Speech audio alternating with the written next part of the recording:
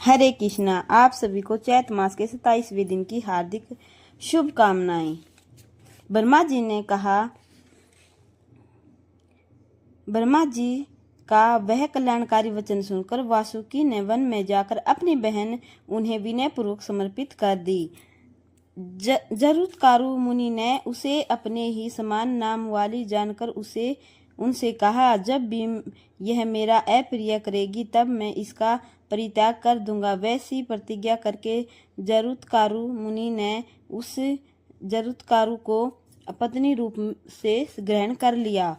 वासुकी नाग भी अपनी बहन उन्हें प्रदान कर आनंद पूर्वक अपने घर लौट गए।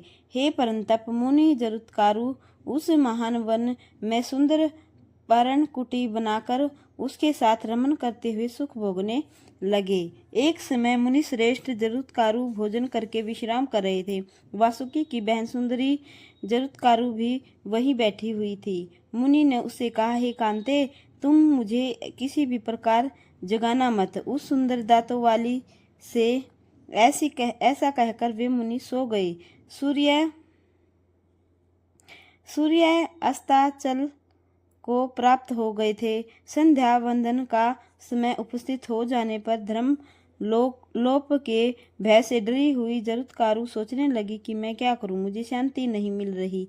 यदि मैं इन्हें जगाती हूं तो ये मेरा परित्याग कर देंगे, और यदि नहीं जगाती तो यह संध्यास्थल काल व्यर्थ ही चला जाएगा। धर्म नाश की अपेक्षा त्याग श्रेष्ठ है, क्योंकि मृत्यु तो निश्चित है ही।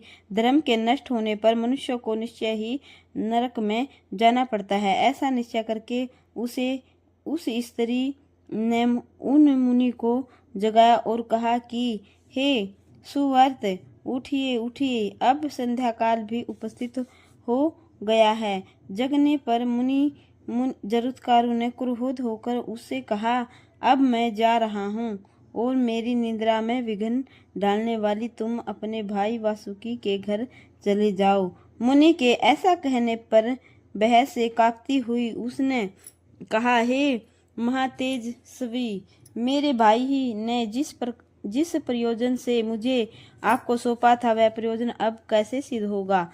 तदंतर मुनि ने शांत चित होकर जरुत्कारु से कहा, वह तो है ही। इसके बाद मुनि के द्वारा परिव्यक्त वह कन्या वासुकी के घर चली गई। भाई वासुकी के पूछने पर उसने पति द्वारा कही गई बात उनसे यथावत कह दी, और वह यह भी बोली कि अस्ति, ऐसा कहकर वे मुनि श्रेष्ठ मुझको छोड़कर चले गए। यह सुनकर वासुकी ने सोचा कि मुनि सत्यवादी है। तत्पश्चात पूर्ण विश्वास करके उन्होंने अपनी उस बहन को अपने यहाँ आश्रम प्रदान किया। हे कुरुश्रेष्ठ, कुछ समय बाद मुनि बालक उत्पन्न हुआ और वह आस्तिक नाम से विख्यात हुआ। हे नरश्रेष्ठ, पवित्र आत्मा वाले उन्हीं आस्तिक मुनि ने अपने मातृ पक्ष की रक्षा के लिए आपका सर्प यज्ञ रुकवाया है। हे महाराज, यायावर वंश में उत्पन्न और वासुकी की बहन के पुत्र आस्तिक का आपने सम्मान किया, यह तो बड़ा ही उत्तम कार्य किया। हे महाभाव, आपका कल्याण हो। आपने संपूर्ण महाभारत सुना, नाविध नाम दान दिए और मुनि जनों की पूजा की। हे भूप श्रेष्ठ, आपके द्वारा इतना महान पुण्य कार्य किए जाने पर भी आपके पिता स्वर्ग को प्राप्त नहीं हुए, और न आपका संपूर्ण कुल ही पवित्र हो सका। अतः हे महाराज जन्मेजय, आप भक्ति भाव युक्त होकर देवी भगवती के एक विशाल मंदिर का निर्माण कराइए, जिसके द्वारा आप समस्त सिद्धों को प्राप्त कर लेंगे।